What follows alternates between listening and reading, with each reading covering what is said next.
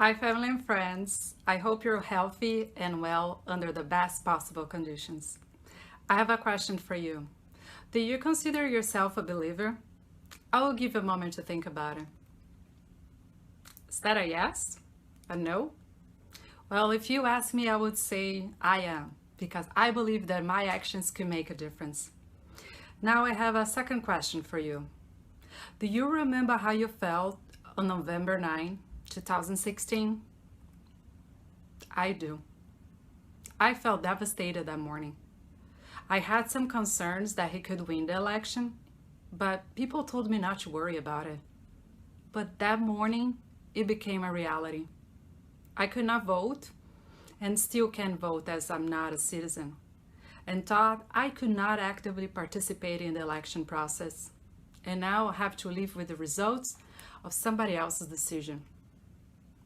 But I'm here asking you to join me to volunteer until Election Day, November 3rd. And starting now. And of course voting if you're allowed to, so we can defeat Donald Trump's agenda. Things did change, as you notice. Not for better.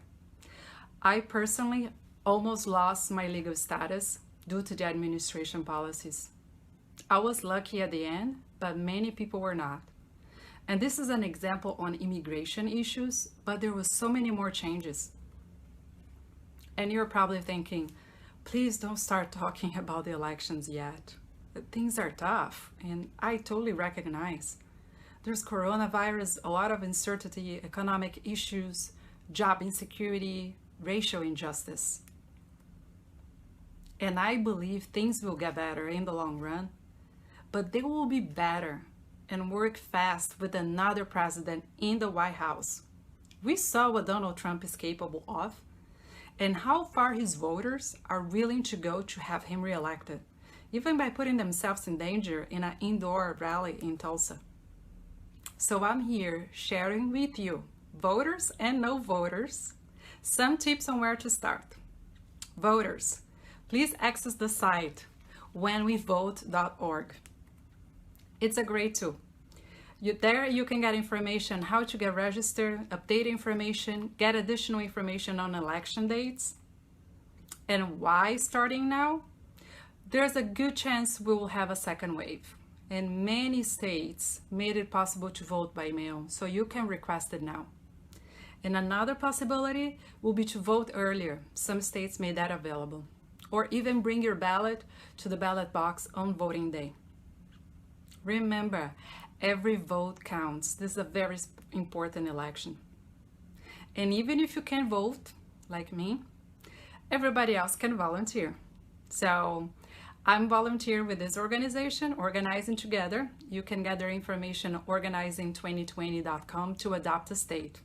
And you can start with 1-2 hours per week.